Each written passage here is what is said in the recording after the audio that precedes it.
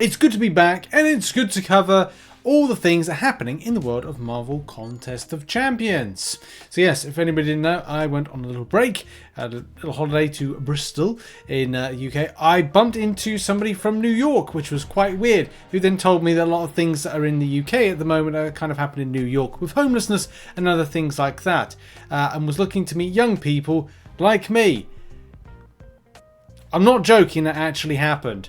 But it was an interesting conversation with somebody from across the pond. That's nice.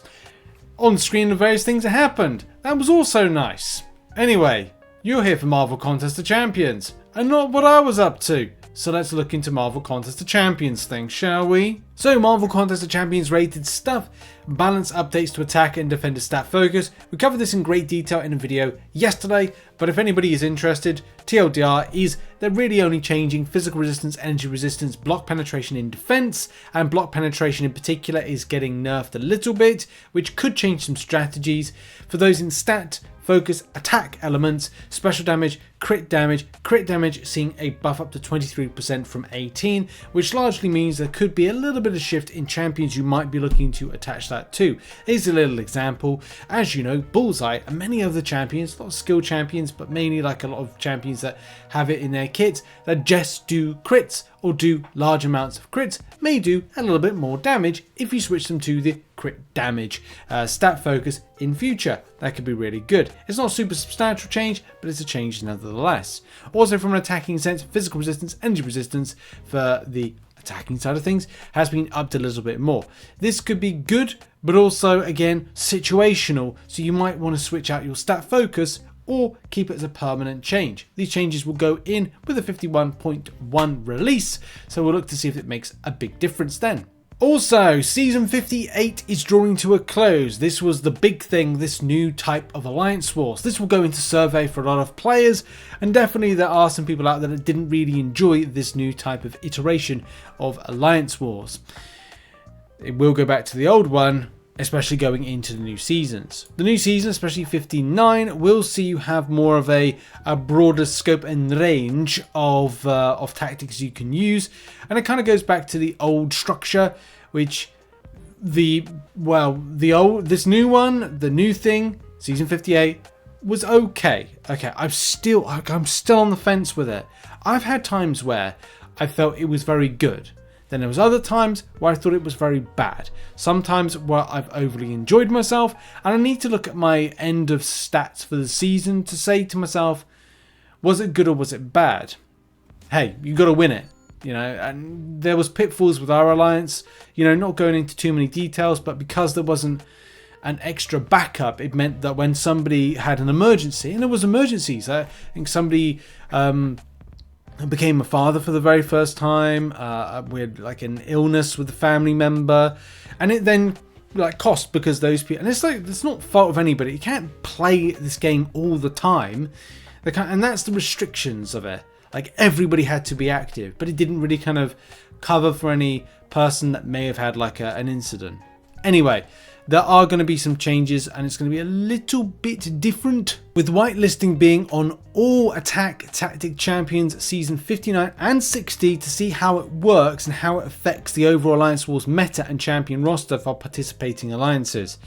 This is going to be, again, another Sack It and See 2 seasons, as opposed to last season, which was kind of a map season of one specific way of doing Alliance Wars. We're going to see how this works out. Could be good, could be bad, could be ugly.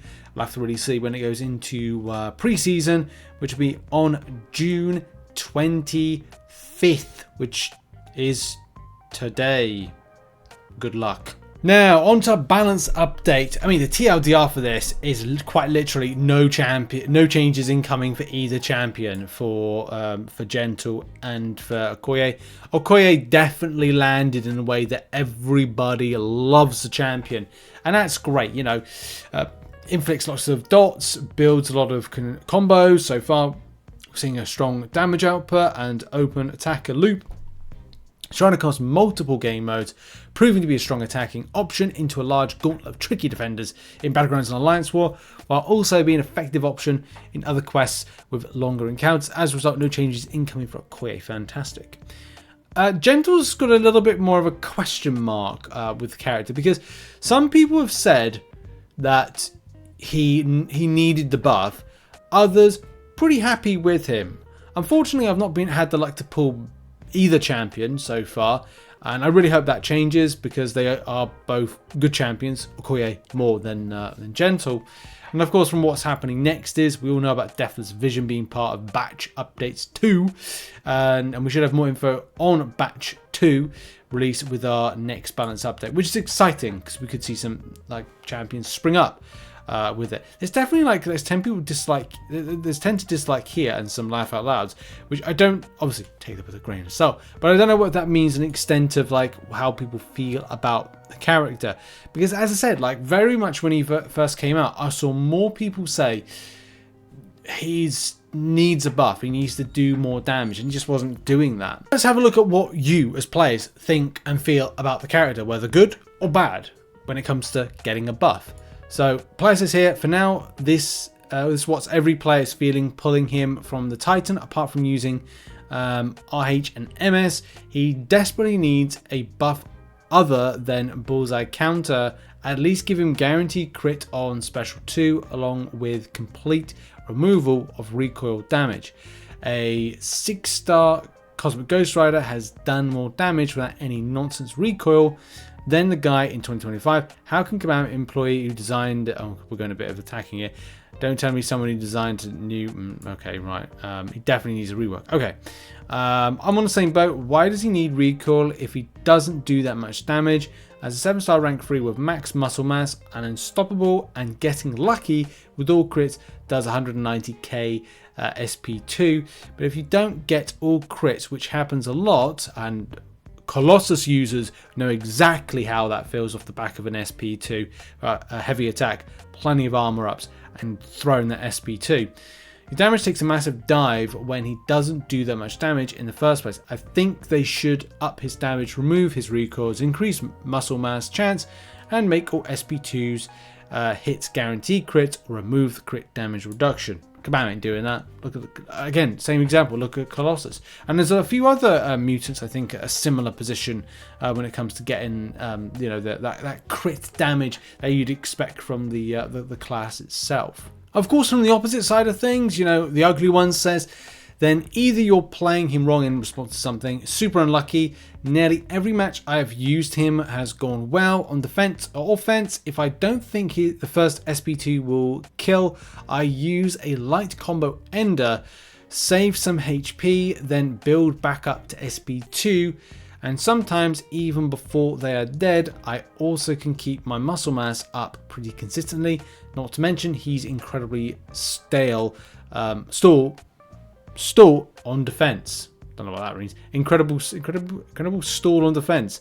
I say, oh, as in stalling the enemy, making sure the fight goes longer, and of course it's handy for timer on defense in Battlegrounds. Okay, he gets usage in Battlegrounds. Okay, cool. But I'm definitely seeing this appear a bit more, which is there's no need for recoils, and maybe that's something where Kabam could look into in order to make this kind of like better for the champion. So it's not about, I think, sustainability. It's all about survivability, but also like, yeah, utilizing this what is to be strong, this strong mutant champion, or should be strong mutant champion. But it's still very much like I'm seeing players go, yeah, okay, I play him well, love him, love the rotations. Of course, want to see the give him guaranteed hits or SP2. Same issue with Colossus. Same with a lot of mutants as well when you're looking at consistencies around crits. So it's very difficult, isn't it, to go like, should he get a buff? Should he? Should he have certain kit elements changed? Anyway, thoughts and comments about that one. Should he get that buff? Should he have certain things removed? Should he be reworked? Should he have something kind of changed about imbalance? Now ending the show, we're going to talk about Wheel of Fate. Probably the last time we really talk about Wheel of Fate. Whilst I've been away, I played a little bit of this, and I will be honest, it is not for me. It's not content that I am remotely interested in, and nor do I find it enjoyable. So yeah, for those that did, fair play to you, well done. You better conviction than I have for that particular content, and I get why people get frustrated as well with stuff when it comes to MCOC.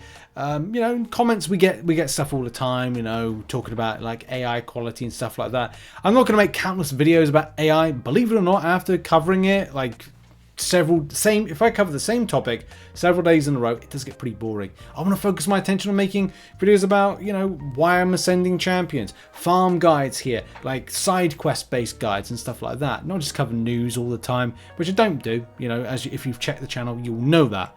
But we do have to put Kabam to the test when it comes to things, and why they decided the cadence around their reward structure for the way they did that particular content. I still don't know what Wheel of Fate. Kabam can say who they pitched the content for, but for me, looking at it, I think there's some people specifically that work for Kabam, not necessarily people, you know, at Kabam, that are kind of like going, this is the way we should go with this. And it's just sometimes you look at it and go, is this the right way to go? But maybe Wheel of Fate is kind of a what was it called, a splash and pan, flash and plan, whatever it is, and it's just like they're doing it this way for this one, and then the rest of them might be better. But Kabam's emphasis on how they're structuring the rewards content, Kabam Crash has weighed in and give us a bit more kind of context on it, saying I can comment a little bit on the rewards.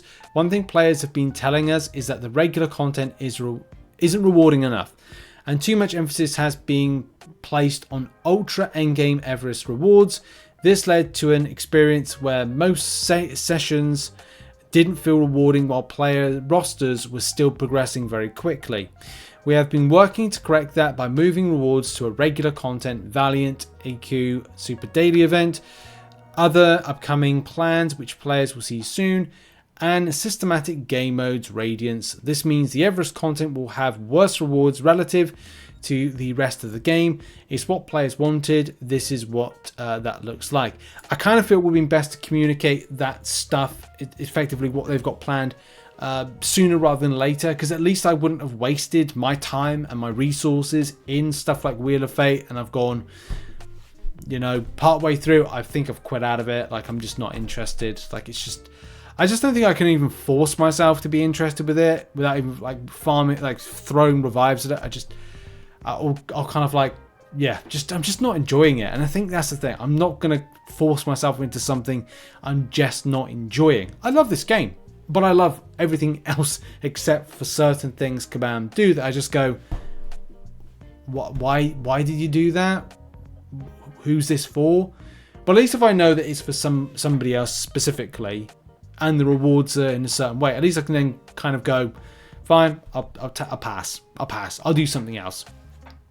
And Crash said, if I could go back in time, I would have structured it so that the payout of the rewards was more consistent across the 3 quests, but the total reward package wouldn't be changed. Right, okay. Yeah, it is what it is. And that's it. You know, we aren't going to be able to comment on the same things on every thread made on the same topic. So if you're looking for a final point on the matter, that's it. Kabam are closing the book, and you know, I think not a lot of people are going to remember the content. Sorry to say. I think there's some content that remains in MCOC that's memorable, and I don't think Wheel of Fate is going to be as memorable, but it'll be memorable for the wrong things than the right things, and I think we just got to move on to the next stuff. Let's hope Act 9.3 will be more rewarding, and will be as rewarding, or on the same level, and hopefully there's better content to come in the World of Marvel Contest of Champions. Anyway, that has been the show. Thank you very much for watching. Check out some other content which will be located on screen right now, and I'll see you soon. Bye bye.